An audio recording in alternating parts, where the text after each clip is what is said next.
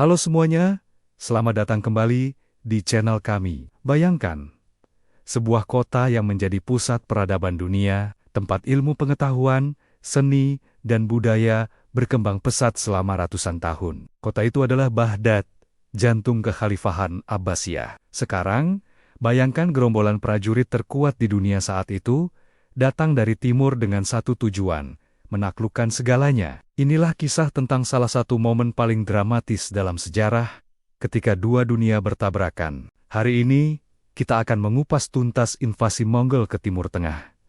Sebuah peristiwa yang tidak hanya menghancurkan kota-kota, tetapi juga mengubah arah peradaban Islam selamanya. Dari Genghis Khan hingga cucunya, Hulagu, kita akan telusuri jejak pertempuran, pengkhianatan, dan warisan yang ditinggalkan oleh penaklukan dahsyat ini. Mari kita mulai perjalanan kita ke abad ke-13 yang penuh gejolak. Pada pertengahan abad ke-13, Kekaisaran Mongol telah menjadi kekuatan yang tak terbendung. Dimulai oleh Genghis Khan, ekspansi mereka telah mencapai Eropa Timur hingga ke jantung Asia. Cucu Genghis, Mongkei Khan, yang saat itu menjadi Khan Agung, mengalihkan perhatiannya ke wilayah yang belum tersentuh, Timur Tengah. Ia menugaskan saudaranya, Hulagu Khan, untuk memimpin pasukan besar ke barat. Misi Hulagu jelas, menaklukkan wilayah Persia, Suriah, dan yang paling utama, menundukkan kekhalifahan Abbasiyah di Baghdad.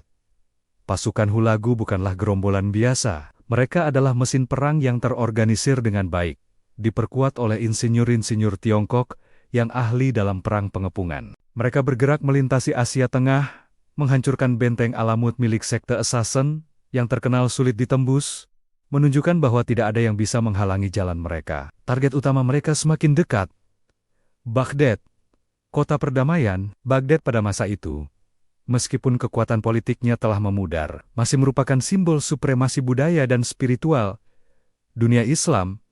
Selama 500 tahun, kota ini adalah rumah bagi para khalifah Abbasiyah, pusat dari zaman keemasan Islam. Perpustakaan megahnya, Bait al-Hikmah atau rumah kebijaksanaan, menyimpan jutaan manuskrip yang berisi pengetahuan dari seluruh dunia. Namun, sang khalifah saat itu, Al-Mastasim, tampaknya meremehkan ancaman yang datang. Ketika utusan Hulagu tiba menuntut penyerahan diri, Al-Mastasim menjawab dengan arogan, memperingatkan Hulagu akan murka Tuhan dan kekuatan dunia Islam yang akan bersatu melawannya. Sayangnya, itu adalah gertakan kosong. Kekhalifahan Abbasiyah secara internal terpecah belah, dan militernya lemah. Al-Mastasim gagal memobilisasi pertahanan yang memadai, sebuah kesalahan perhitungan yang akan berakibat fatal. Pada bulan Januari tahun 1258, pasukan raksasa Hulagu Khan tiba di depan tembok Baghdad. Jumlah mereka diperkirakan mencapai lebih dari 150.000 prajurit. Mengepung kota dari kedua sisi sungai Tigris, mereka membawa serta katapel raksasa, trebuset, dan berbagai mesin pengepungan canggih lainnya. Pengepungan pun dimulai. Selama beberapa minggu, pasukan Mongol membombardir tembok kota tanpa henti. Pertahanan Baghdad yang tidak siap dengan cepat runtuh. Pada tanggal 10 Februari Hulagu memerintahkan serangan besar-besaran. Para prajurit Mongol menyerbu masuk ke dalam kota, dan apa yang terjadi selanjutnya adalah salah satu pembantaian paling mengerikan dalam sejarah. Selama seminggu penuh, kota itu dijarah dan dibakar. Penduduknya, dari pria, wanita, hingga anak-anak, dibantai tanpa ampun. Sungai Tigris dikatakan berubah menjadi merah karena darah, lalu menjadi hitam karena tinta dari jutaan buku yang dilemparkan dari perpustakon-perpustakon yang hancur. Kehancuran Baghdad bukan hanya soal fisik, itu adalah pukulan telak bagi jantung peradaban Islam. Khalifah Al-Mastasim ditangkap, dan, menurut beberapa catatan, dieksekusi dengan cara yang tragis. Konon, ia digulung dalam karpet dan diinjak-injak oleh kuda, karena tradisi Mongol melarang menumpahkan darah bangsawan ke tanah. Kematiannya menandai akhir dari kekhalifahan Abbasiyah, yang telah berdiri selama 5 abad. Ini bukan hanya akhir dari sebuah dinasti. Ini adalah runtuhnya simbol otoritas pusat dalam Islam Sunni. Bait al-Hikmah, perpustakaan agung yang menjadi pusat intelektual dunia, dihancurkan. Observatorium, rumah sakit, dan istana-istana megah diratakan dengan tanah. Warisan budaya dan ilmu pengetahuan yang dikumpulkan selama berabad-abad lenyap dalam sekejap. Dunia Islam terjerumus ke dalam periode fragmentasi politik dan krisis spiritual yang mendalam. Setelah menaklukkan Baghdad, ambisi Hulagu tidak berhenti. Ia melanjutkan kampanyenya ke Suriah, merebut kota-kota seperti Aleppo dan Damaskus. Tampaknya, seluruh Timur Tengah akan jatuh ke tangan Mongol. Namun, takdir berkata lain. Saat Hulagu berada di Suriah, ia menerima kabar duka tentang kematian saudaranya, Khan Agung Mongkegan, di Tiongkok. Sesuai tradisi, Hulagu harus kembali ke Mongolia untuk menghadiri Kurultai, Dewan Pemilihan Khan Agung yang baru. Ia meninggalkan sebagian kecil pasukannya di bawah komando jenderalnya yang paling terpercaya, Kitbuka. Ini adalah sebuah keputusan krusial yang membuka peluang bagi musuh Mongol yang baru muncul, Kesultanan Mamluk dari Mesir. Kaum Mamluk yang ironically adalah budak prajurit asal Turki, melihat ini sebagai kesempatan emas untuk menghentikan laju Mongol. Disinilah panggung diatur untuk salah satu pertempuran paling menentukan dalam sejarah. Pertempuran Ain Jalut pada tanggal 3 September 1260, di sebuah tempat yang berarti mata air Goliat di Palestina, pasukan Mamluk yang dipimpin oleh Sultan Qutus dan jenderalnya yang brilian, Baybars, berhadapan dengan pasukan Mongol pimpinan Kitbuka. Meskipun jumlah pasukan Mongol lebih sedikit, reputasi mereka sebagai prajurit yang tak terkalahkan membuat banyak orang gentar. Namun, kaum Mamluk menggunakan taktik yang cerdas. Mereka memancing kavaleri Mongol ke dalam lembah, lalu menyergap mereka dari sisi perbukitan.